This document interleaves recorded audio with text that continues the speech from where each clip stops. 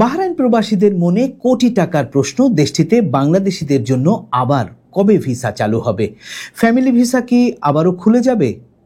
এসব প্রশ্নের উত্তর দিতেই যেন আবারও কাজ শুরু হয়েছে। বাহরাইন প্রবাসীদের মনে এই মুহূর্তে সবচেয়ে বড় খবর হচ্ছে দেশটির ৩ মন্ত্রীর সাথে বাংলাদেশের প্রবাসী কল্যাণ উপদেষ্টার আলাদা আলাদা বৈঠক। অন্তর্বর্তী সরকারের প্রবাসী কল্যাণ উপদেষ্টা ডক্টর আসিফ নজরুল গেল ৬ অক্টোবর সৌদি আরব সফর শেষে যান বাহরাইনে। ৭ অক্টোবর তিনি বাহরাইনের স্বরাষ্ট্রমন্ত্রী, আইনমন্ত্রী, বিচার ও ওয়াকফ বিষয়ক মন্ত্রীর সাথে আলাদা আলাদাভাবে বৈঠক করেন। বাহরাইনের সরকারি গণমাধ্যম বাহরাইন নিউজ এজেন্সি এই খবর দিয়েছে। বাহরাইনের স্বরাষ্ট্রমন্ত্রী শেখ রশিদ আল খলিফার সাথে প্রবাসী কল্যাণ উপদেষ্টার বৈঠককে গুরুত্বপূর্ণ বলে মনে করা হচ্ছে। এই বৈঠকের পর আবারও আশার আলো জেগেছে, হয়তো বন্ধ থাকা এই শ্রমবাজার আবার খুলতে পারে। কারণ দেশটির শ্রমবাজার খোলার মূল কর্তা ব্যক্তি হলেন বাহরাইনের স্বরাষ্ট্রমন্ত্রী শেখ রশিদ আল খলিফা, যার সাথে গেল ৮ বছর বৈঠকই করতে পারেনি বাংলাদেশ।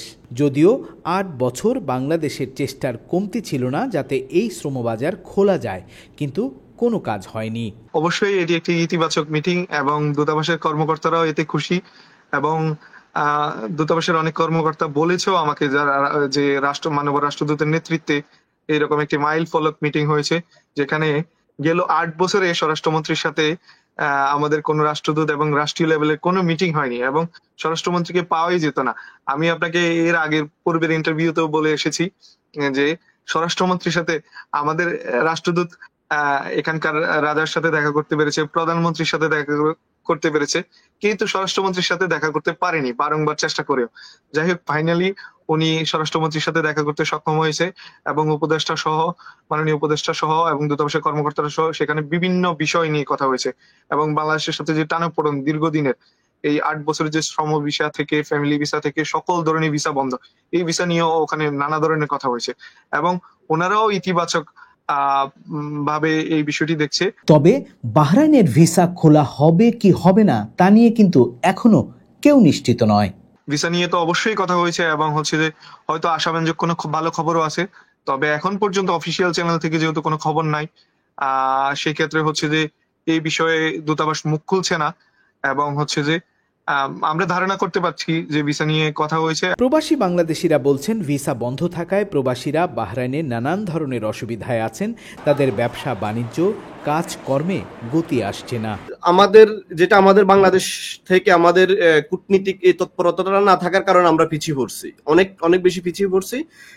এই ক্ষেত্রে আপনার বাংলাদেশি ব্যবসায়ীরাও অনেক সময় ইন্ডিয়ান বলেন, পাকিস্তানি বলেন, এদেরকে নিয়োগ দিতে বাধ্য হচ্ছেন, অথবা বাংলাদেশি যারা পুরাতন আছে এদেরকে অনেক বেশি হাই স্যালারি দিয়ে রাখতে বাধ্য হচ্ছেন। প্রবাসীরা চান অন্তত ফ্যামিলি ভিসাটা যদি খুলে দেয়া যায়, তাহলে তারা তাদের পরিবার পরিজনকে দেশটিতে আনতে পারতেন।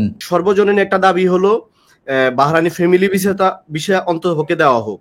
কারণ হলো এখানে ধরেন যারা 7 বছর 8 বছর, আপনি জানেন হয়তো অবগত আছেন, 7 থেকে 8 বছর ধরে ভিসা বন্ধ থাকার কারণে 8 বছর আগেও যে মানুষটা এখানে বাহরাইনে আসছে সে এখন প্রতিষ্ঠিত, কিন্তু তার পরিবারকে তাই সে নিয়ে আসা সম্ভব হচ্ছে না। এটা সবচেয়ে বাহরাইনি প্রবাসীদের সবচেয়ে বড় পিন পয়েন্ট হলো ফ্যামিলি ভিসাটা।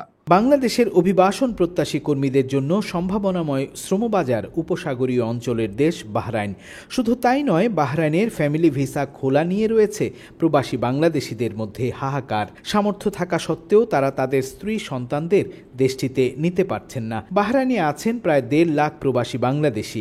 কাজ, উপার্জন সব দিক থেকে তাদের পছন্দ মধ্যপ্রাচ্যের এই দ্বীপ দেশটি।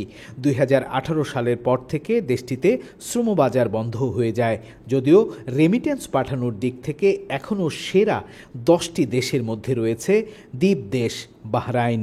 প্রবাসীরা বলছেন, যদি ভিসা দ্রুত খুলে যেত বাহরাইনে, তাহলে বাংলাদেশের অভিবাসন প্রত্যাশীরা দেশটিতে যেতে পারতেন, আর প্রবাসীদের কাজকর্ম, ব্যবসা বাণিজ্যে গতি আসত। বাহরাইনে দূতাবাস বলছে তারা তাদের এই প্রচেষ্টা চালু রাখছেন এবং একই সাথে আহ্বান জানাচ্ছেন প্রবাসীরা যেন এই দেশটিতে তারা আইন কানুন, নিয়ম নীতি মেনে চলেন, তাহলে হয়তো একটা আশার আলো দেখা যেতে পারে।